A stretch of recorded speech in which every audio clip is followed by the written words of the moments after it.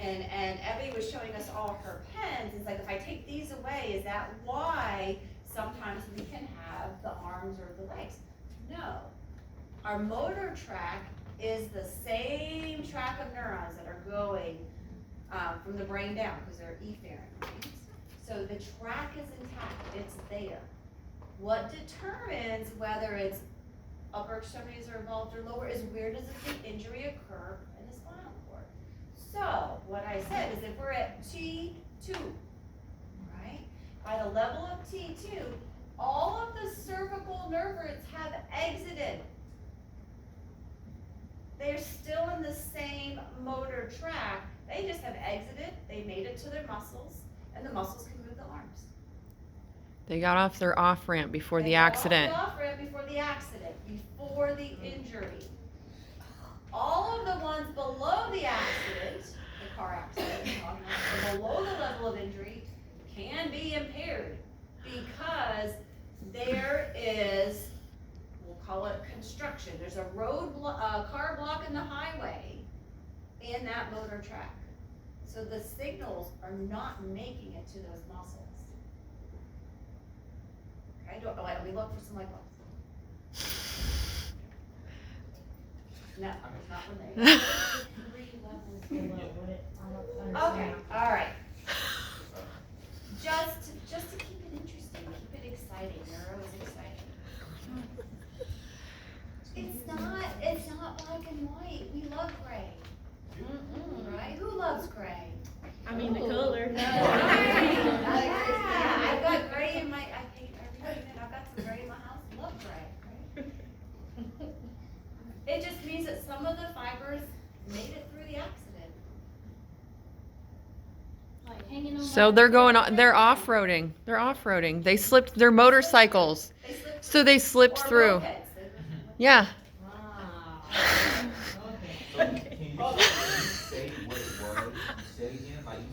I like my I-95. I like the I-95. So when we're looking at the definition, and so when you refer to this later, look at your spatial, right? So when we're talking about the sensory incomplete, so that's saying it's incomplete, and there's definitely sensory fibers, sensation below the accident, below the level of injury. And no motor function is preserved more than 3 levels below the motor level.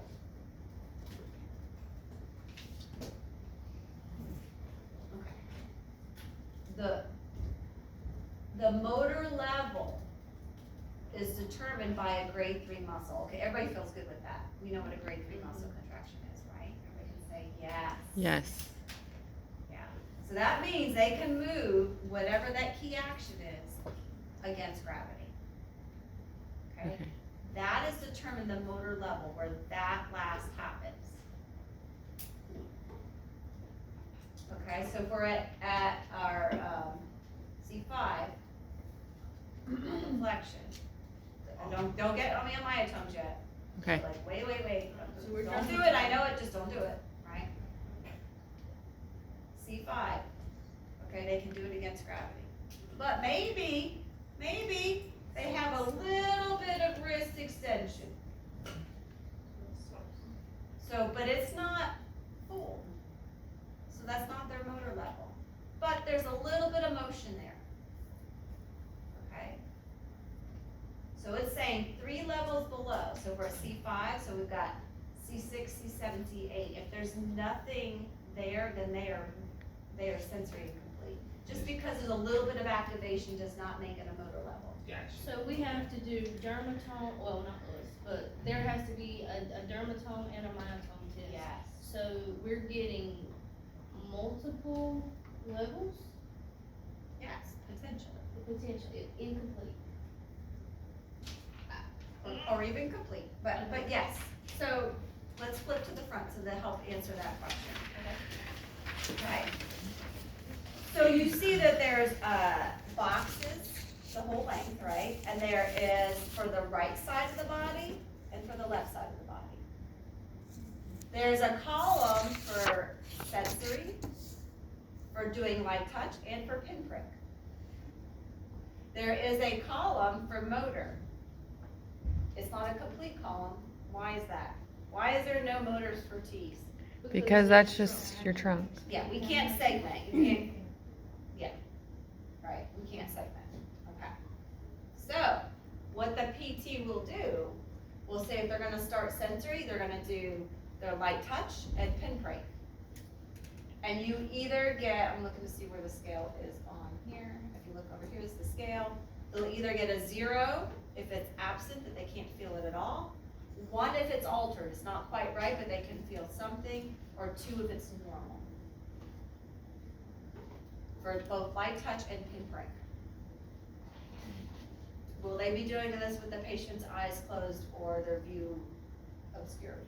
I would Yes. hope so. Yes. Okay. This is a reminder, right? So they'll go through and they'll mark it.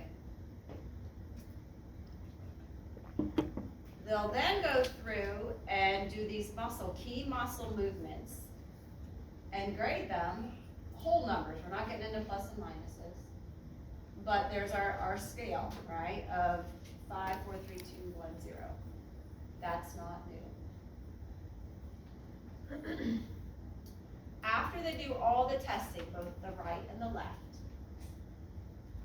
the right side is going to be given a level of where is the most caudal, or what is the lowest level where both motor and sensory are either a 3 for muscle or a 2 for normal sensation.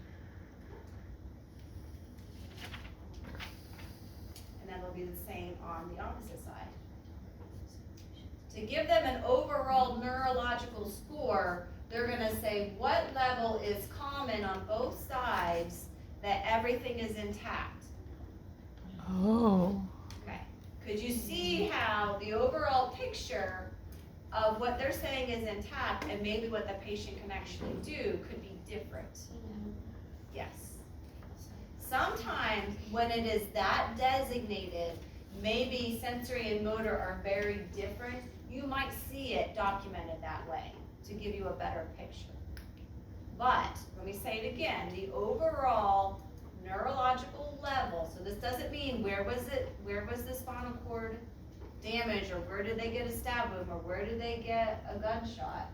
Their neurological level is going to be the lowest level of the spinal cord, where both motor at a grade 3 out of 5 and sensory at a level of a 2, knowing that they can, that's normal.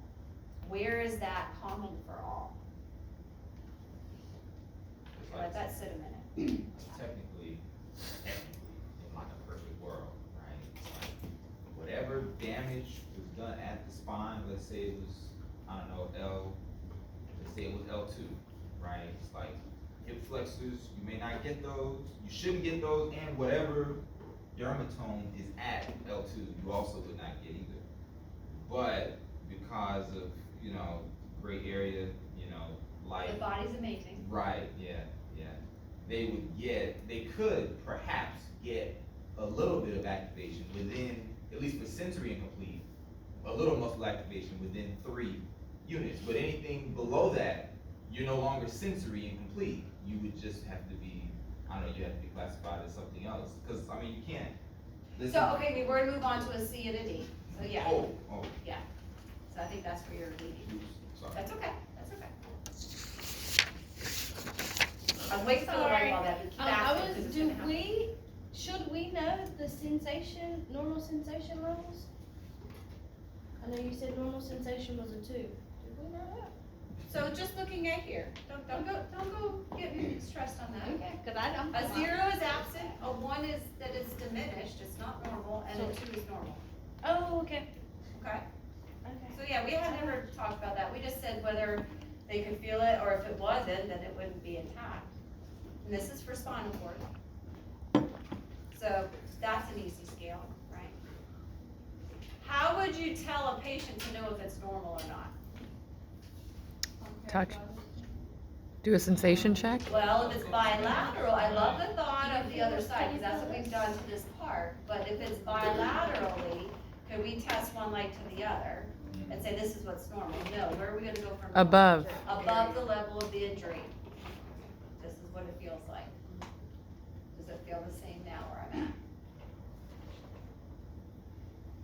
And are you gonna say like you did when I watched the practicals or helped with the practicals yesterday?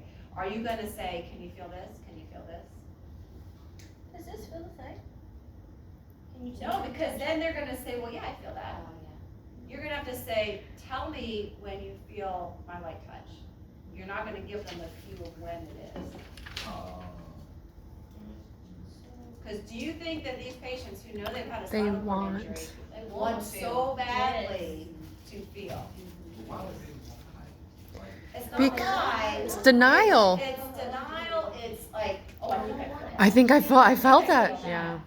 Like, women who are pregnant. But we're Trying to not get gonna be pregnant. the person to do that. You are not gonna be the person to do that. So it's You're kind of just like your gonna phone in your understand. back pocket, and you think it's ringing, but it's not ringing. oh, like they have like a Like phantom yeah. sensation of. Not No, necessarily I'm just saying, phantom, they like- just want it so badly. Well, Maybe like, Pickett hasn't had that happen. or sometimes when you're like, did I hear don't that? think Did I it's hear it's something? Something that you are hoping for so badly, or you're hoping that somebody reaches out to you, or you're hoping that, as Debbie has mentioned, somebody who really wants to get pregnant, and then they can sometimes trick their body into. It's like they're thinking they can feel it, but they really can't. Okay. Right. So that's what I I'm understand. Have you ever had your phone like vibrate?